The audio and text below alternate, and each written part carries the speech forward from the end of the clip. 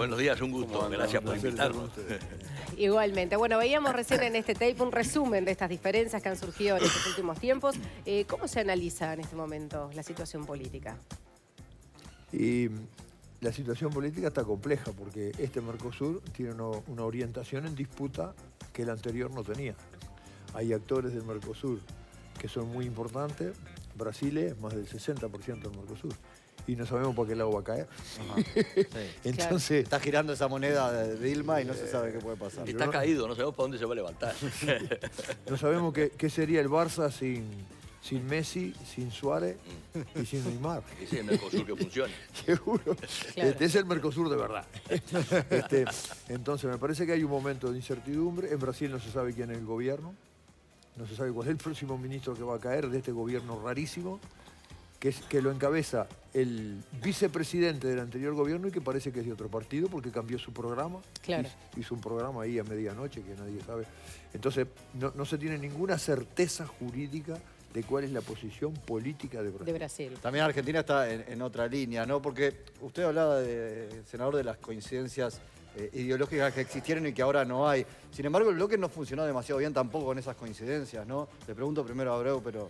No, el bloque ha tenido enormes dificultades, entre otras cosas, porque los países grandes no han tratado a los países pequeños con la asimetría o con el tratamiento diferencial que es típico de todos los procesos de integración. Ahora estaba Dilma, estaba Cristina, estaba Mujica, estaba Maduro.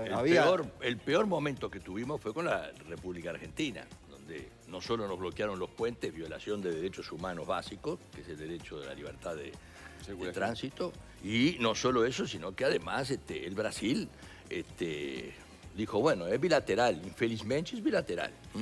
Entonces, los temas esos funcionan a veces por los intereses muy grandes de los países grandes. Pero también es cierto que el Mercosur, que empezó el año 98, estamos casi el 48% del comercio del Uruguay con Mercosur, hoy es 22, 23. Es decir, que retrocedimos en ese tema por las políticas de protección que tuvo la Argentina, obviamente, en los últimos tiempos, y el Brasil, que nunca se nos abrió mucho porque solamente la zona de Manaus exporta al Brasil, sin arancel que pagamos nosotros, 30 veces lo que exporta el Uruguay al Brasil. Claro. Ahora, sobre este tema puntual del traspaso de la presidencia pro tempore, que en este caso es a Venezuela, podía haber sido otra discusión si era Brasil, pero con la situación política convulsionada en Venezuela, ¿cómo ven esta situación de tener que traspasarle la presidencia pro tempore? En realidad hay que traspasarla porque esos son acuerdos que hay en el Mercosur y siempre se hizo así está acordado, así está establecido y hay que pasarlo. Primero, Abreu, a ver... No, yo creo que hay que cumplir con todas las formalidades, pero el problema de Venezuela es que no es socio del Mercosur desde el punto de vista comercial, no ha cumplido ninguna de las obligaciones. No tiene libertad de comercio, no ha levantado ningún tipo de barrera y funciona como un socio político exclusivamente y no como un socio comercial. Claro, ahora hay elementos jurídicos como para que no se pase, ¿no? No, es un tema, lo que sí hay una cantidad de elementos jurídicos para reclamar.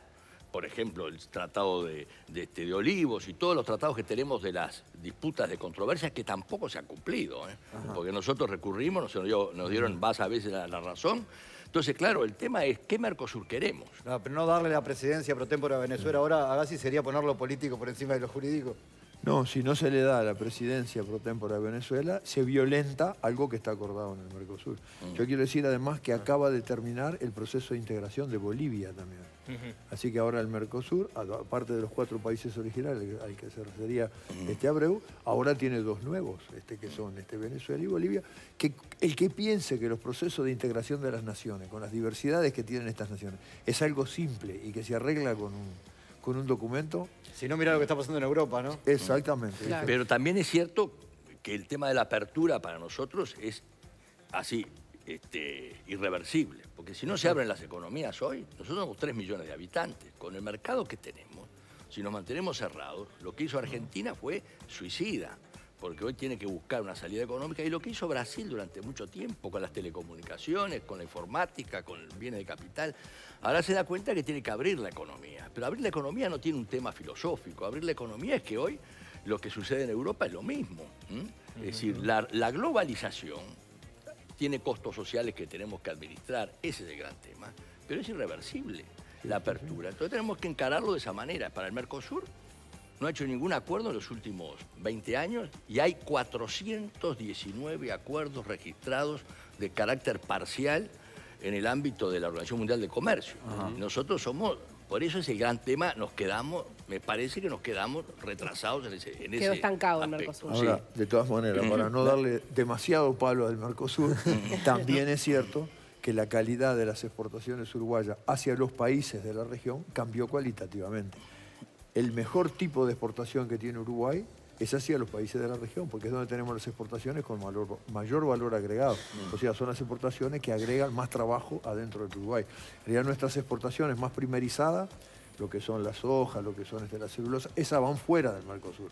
Claro. Esto, en cierto sentido, defiende el concepto de en la región trabajar por integrar las economías y que el Mercosur no sea simplemente una plaza turca donde cada uno va a vender lo suyo y trata de llevarse al otro por delante. Está bien. No, eso que dice Agassi es cierto, pero también es que nosotros exportamos a la Argentina solo 4%. Sí, eso se deterioró con el gobierno de los Se Kirchner por la deterioró mala relación. y además los argentinos exportan 3 veces a 1 lo que exportamos nosotros. Entonces, ese 4%, como dice él, son bienes industriales de valor agregado, pero la protección argentina era de tal naturaleza que afectó, más allá del otro tema, que también es cierto, agregamos valor en casi todas nuestras commodities, los valores, materias primas, porque los servicios que se le incorporan a la producción agrícola también son muy importantes. Ahora, un acuerdo que podía avanzar y se entra a complicar por la situación del Reino Unido en la Unión Europea, ¿no? Que es el acuerdo Mercosur-Unión Europea. ¿Ahí qué opinión tienen? ¿Qué les parece? Porque en las listas de ofertas no aparecen cantidades que hagan atractivo, por ejemplo, a Uruguay por el tema de la carne, por el tema del etanol, algunos productos de origen agrícola que para Uruguay son claves, si no, no sirve. ¿Cómo lo ven? Primero, yo quisiera decir que la sensación que sentí es que se me cayó el espejo. Porque siempre cuando hablábamos del Parlamento del Mercosur, nosotros nos fijábamos en el Parlamento Europeo. Y cuando hablábamos del Mercosur, siempre nos fijábamos en la Unión Europea, que el acuerdo del acero y el carbón entre Francia y Alemania, como un camino positivo, deseable, y que en realidad nos ofrecía cierta certeza. Pero ahora resulta que la propia Unión Europea... Cambia el escenario continuamente, ¿no? Pero, de todas maneras, me parece que hay que seguir trabajando por la integración. Yo estoy totalmente de acuerdo con lo que decía Sergio y con lo que hizo él, además como ministro de Relaciones Exteriores, cuando le tocó tener esa responsabilidad. Un país de 3 millones de habitantes no es que esté equivocado si no se integra, es suicida. Exacto. Ahora, entre la integración y el resto del mundo, ¿no? Hay que compatibilizar las dos cosas. Eso puede ir por un bloque que tenga mayor flexibilidad para que cada país negocie, que se integre con la otra mitad del continente, con la Alianza del Pacífico. Ahí no vamos a tener una diferencia, porque yo creo que es importante. La flexibilidad no quiere decir una ruptura del Mercosur. El Mercosur lo que necesita es limpiar todas las restricciones no arancelarias y todos los temas que hoy están trancando muchas. Y después vemos lo del arancel externo común, porque nosotros no tenemos tipo de cambio regulado, de manera que devalúe, como nos sucedió varias veces, termina desviando comercio. Entonces, claro, saca ventaja. yo digo, pero el Mercosur es un tema, una integración que tenemos que seguir adelante, pero también tratar de evitar que quedemos todos encerrados, porque con México, y Néstor lo sabe muy bien, con esto, a mí me tocó negociar el acuerdo con México, y bueno, no es changa, ¿no? Como dicen ¿Negociar con los mexicanos? No. Negociamos con México y pero ahorita. y estábamos negociando, habían puesto una cantidad de vacas en la plaza. Así que imagínense lo que era pero lo que era el Uruguay. Entonces digo, pero ese tema nos permitió a cada país trabajar en forma aislada. Es decir, sin romper el Mercosur. Tenemos que ver un poco eso. Sí, y para no evadir la pregunta que me hicieron recién, en realidad con la Unión Europea es importante llegar a términos de negociación. Ahora, son términos de negociación. Claro. La Unión Europea tiene una política agrícola común, tiene la PAC, que lo financia la Unión Europea. Gran Bretaña, que decidió salirse del Mercosur, proceso que le va a llevar un par de años, ¿no? Sí, claro. Acaba de recibir 10.000 millones de dólares, el sistema productivo primario, de la política agrícola europea, porque la política agrícola europea tiene fondos que los asigna a cada país para mantener la producción primaria, para mantener a los agricultores, son subsidios. Ellos no le llaman subsidios porque son ayudas directas, queda más elegante. Ayudas ambientales.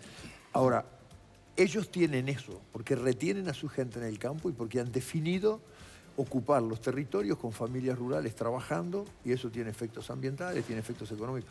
No nos van a dejar entrar ni un quesito de Claldi, ni de Coraprole, ni de Piri, ni de Calcar. Entonces vamos a negociar con ellos, pero nosotros ya sabemos qué es lo que ellos defienden. No, Me parece que en esas negociaciones lo importante es saber bien qué es lo que nosotros defendemos. Claro. Y hemos perdido al socio que teníamos con mayor espejo ahí, que era el Reino Unido, que era de alguna manera la contrapartida del proteccionismo francés. Exactamente. Entonces ahora el problema es que después, ¿cómo negociamos la cuota Hilton, por ejemplo? Ahora, y la Alianza del Pacífico, porque en el Frente Amplio eso ha generado rispideces y en la interna no siempre se está de acuerdo con avanzar hacia la Alianza del Pacífico, como lo manifestó el canciller Nin y bueno, el presidente Macri en los últimos días.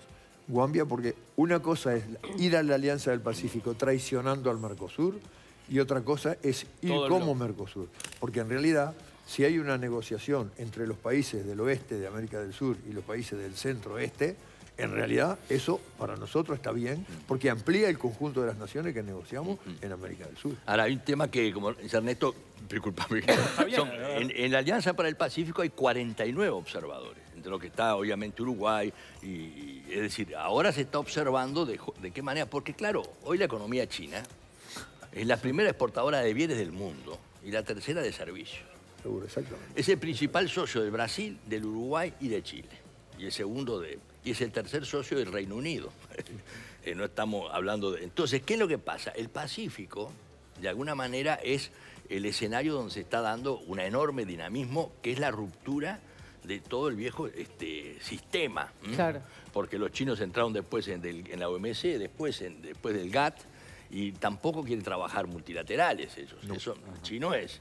el chino crece. Entonces viene al 10% durante 20 años, hoy bajó un poco, pero... Solamente al 7%. Solamente al 7%. Lo que hicieron todo lo demás. Y Brasil bajó por segunda vez de 1930 el Producto Bruto. Pero ¿y ahí qué ve, Abreu? ¿Por qué decía... ¿Ve alguna dificultad entonces en No, eso? no, lo que tenemos que ver es que pasa que hoy no se negocian aranceles, hoy se negocian normas, regulaciones, patente intelectual o propiedad intelectual, origen, los servicios, bueno, todas esas cosas. Ahí yo tengo la discrepancia de la entrada en el TISA que salimos después, porque ahí teníamos que estar observando. No nos comprometemos, pero por ahí viene la nueva... En realidad, en el fondo lo que se negocia es poder. Claro. El domingo se inauguró la ampliación del canal de Panamá y entró en primer buque que todo el mundo se fijó que pagó $540.000 de canon por atravesar el canal. Ahora nadie se fijó que el primer buque que atravesó el canal de Panamá es chino. Es chino, Fíjate. Claro. Que además está haciendo otro canal al lado. Claro, y lo que no pudo hacer Venezuela, para sus intereses, desgraciadamente, es nunca poder atravesar con sus barcos petroleros, poder exportar a China porque no pasaba por el canal de Panamá, ni pasa. Entonces, esos temas son parte, digamos, bueno, los 2/3 del transporte marítimo se hace norte-norte y los 2/3 del comercio mundial es intrafirma. Entonces, ahí y para Uruguay, en los hechos, ¿qué implicaría una convergencia con el Pacífico? Es trabajar juntos, desde el Mercosur, con los países del Mercosur, y para nosotros eso sería bueno. Porque además, porque los países, si querés, si mirás el mapa de América Latina, los países del sur y centro de América Latina, que somos los que estamos en el Mercosur, tenemos economías totalmente complementarias con los andinos, que están sobre el Pacífico. Somos países diferentes, con distintos recursos naturales, ellos tienen que importar alimentos, ellos tienen recursos minerales. Para nosotros es posible, eso sí, no traicionando nuestra unión básica del Mercosur, que tanto trabajo nos da y que tantos dilemas tiene. Ahora sí, hay gente que se pregunta de las cuestiones más prácticas. Usted integra el Parlamento del Mercosur. ¿Qué hace el Parlasur? ¿Para qué sirve hoy en esta línea de...? Por lo menos de terapia de grupo, sí. Porque, por ejemplo... El otro día que sesionó acá, había algunas cuestiones que capaz que quedaron como ridiculizadas, ¿no? Pero había un parlamentario ahí de sombrero que no habló en toda la sesión. O sea, tipo cowboy. Claro. Era una imagen que daba y decía, ¿qué es lo que hace el Parlamento? Discutiendo además lo de José López, que es parlamentario del Mercosur. Sí. Yo vengo, la semana pasada hicimos un seminario en Rosario, en la provincia de Santa Fe, en la Argentina, sobre la hidrovía Paraná-Paraguay. Una cuestión bien importante. Es la salida... cuando el rey de España puso el dedo en el puerto de Montevideo, La idea de aquella época era entrar al centro de América por acá abajo, ¿no? Después los ingleses inventaron este taponcito que somos nosotros entre las grandes potencias de la época.